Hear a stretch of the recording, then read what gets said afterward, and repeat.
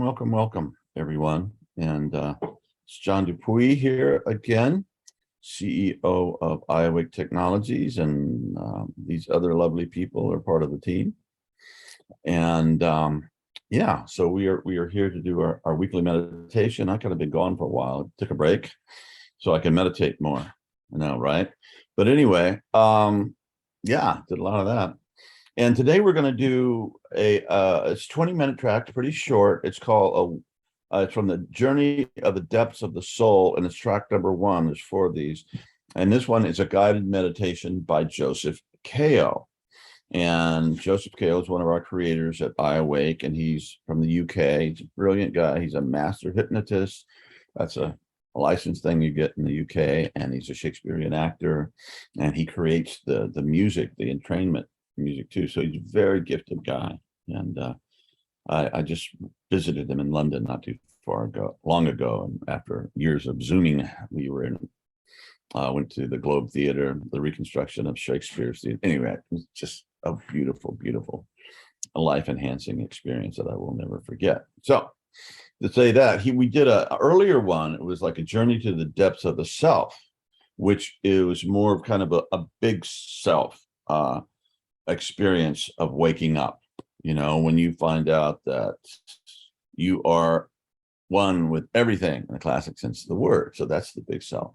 But equally important and not to be neglected is awakening to who you are at the deepest individual part of yourself, which of course is none other than the big self hanging around as your little self. So they're basically the same thing, but they're very important. And I think it's important that we work on the small self with, you know, Western psychology and all the massive amount of stuff that we've learned, developmental psychology, all the stuff in the last 40, 50 years, or 100 years, if you will, but that we also include the big self. And if you prejudice one or the other,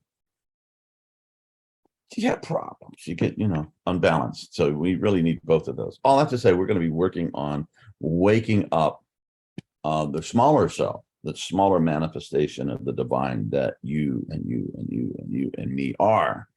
So it's great. And when you begin to discover your deepest self, then you realize, like, okay, I'm a part of this all, and what I am is important, and the universe has been working on creating this for a long time, right? Universe as creator. What does that say? Well, that implies that the universe is conscious. Oh my gosh. Yeah, seems to be. Sorry, scientists. Anyway, but I think a lot of scientists are coming to that realization themselves. So without further kind of convoluted description, why don't we get into the meditation itself, and we'll see you on the other end. Joseph Kao leads us to a soul awakening.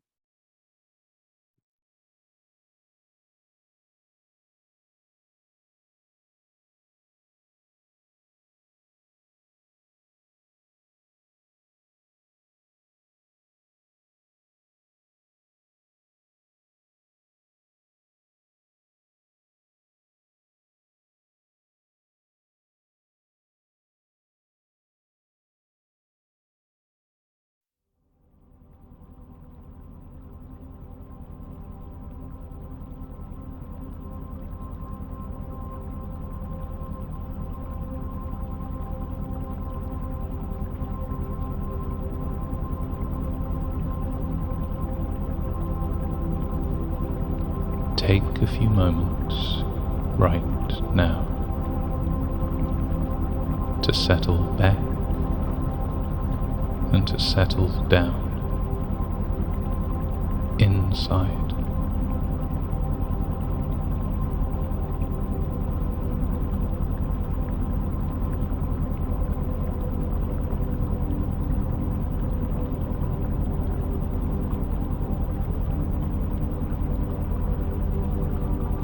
Get a sense of sinking down inside yourself.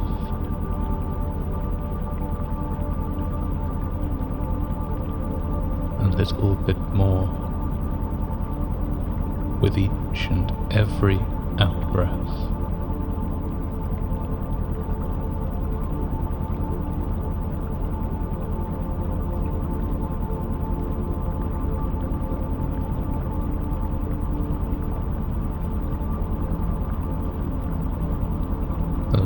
breathing to be smooth and flowing.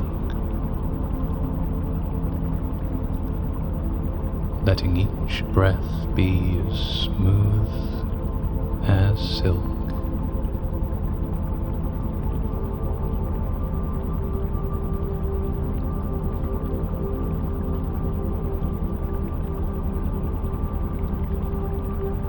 And allow yourself to be present with that which is present.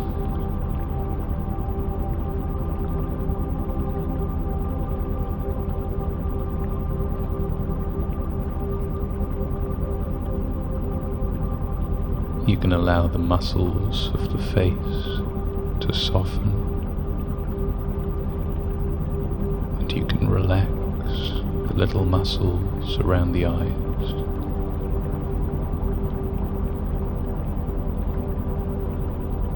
You can allow the jaw muscles to loosen, and you can allow the shoulders to release.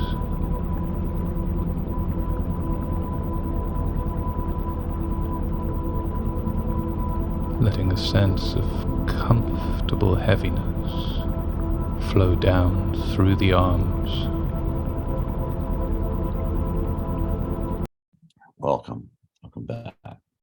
Thank you, Joseph Kale. What a lovely, powerful track that is. Goodness gracious. You know, one of my favorite poets, Walt Whitman, said once, "Do nothing that insults your soul." And so all your plans and your things about life, relationships, this, that, or the other, or ways to make money or whatever, don't do anything that insults your soul. It's that deepest part of you. And Jesus said, "What shall it profit a man if he gaineth the whole world and loses his own soul?" Yeah. So you can lose connection with what you were meant to be. What a waste of a lifetime, you know. And sometimes right at the end, you know, it'll become clear what you're here to do, and it's like, oh, I guess better late than never. And I don't think any of us get off the hook. We have to keep. The universe keeps recycling itself, which is us, until we get it right. Seems to be. That's what I keep seeing, and a lot of other people keep seeing. So, and it even seems scientifically verifiable now that we do come back. So check out our conversation with Chris Bache on the Deep Transformation website. And there's a lot of good soulful stuff in there. So remember, it's not just enough to wake up to your big self, but you have to discover the small self inside of the big self, which is none other than the self, right? As the ancient Vedic masters said, what did they say?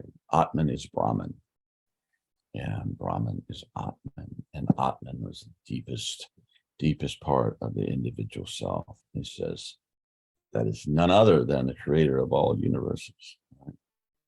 And for you Germans, Atman is a word for breath, interestingly enough. So it's all tied in there. Okay. Well, yeah. Keep showing up, keep practicing, keep seeking guidance from your deepest self. There is a sage that is within each one of us, and sometimes it'll show up in dreams or in visions, and it's there. And if we do seek out its guidance, its inner guidance, it's really good. It's really there. It helps us not to get, I don't know, drawn into other people's agendas, or drawn into teachers who have less than noble things that they're trying to do with their students. And there's a lot of that. And there's also really good teachers. But Ken says we need teachers with a small t, not teachers with a big T. The teachers with the big T is that which is inside of us. Okay. And that's what we uncover with practice and prayer. I think, it's like, I don't get it. I don't understand it. Great mystery. So I don't understand what to call you or how to address you, but here it is. I don't even know if you exist. However, show me what I need to know. And, the universe is faithful to do it. If we ask for it. Jesus said again, the Sermon on the Mount said, blessed are they which do hunger and thirst after righteousness, or you could say after God, or after spirit, or whatever you want to fill that blank in. It's all basically words for the same thing. And I think righteousness is kind of archaic word for a lot of us, but anyway, I think you know what I mean. You will be blessed if you develop a hunger for the ultimate, for the divine. And if you don't feel hunger, well, ask for it, right? Later on down in the same passage, it says, he that asks will receive. Okay. Ask and you'll receive. Knock and it shall be open. So whatever we lack is okay. That's just the vacuum that gets us hungry to absorb, to become what we were born to be, over and over and over and over. Okay. Once we get that, it shifts things a bit. And again, a quote from, I think, Proverbs in the Bible says, death, where's thy sting? Right? When you experience death enough times, you realize, hey, it's just a transformation. It's just a purification. It's just a step forward in this eternal, non-ending journey that we're on. And that's pretty close, as much as we know right now. And that's enough. That's enough. So with that, thanks everybody for tuning in again. And hopefully this is just something that kind of, adds a little gift to your ongoing daily practice, right? You get to meditate with others, because there's something very holy and very cool about doing it with others. It just is. And there's science that backs that up too, but it just, the field that's created is palpable, from our inner and outer experience of reality. So I will say no more. God bless you. Thanks. And we'll see you next time.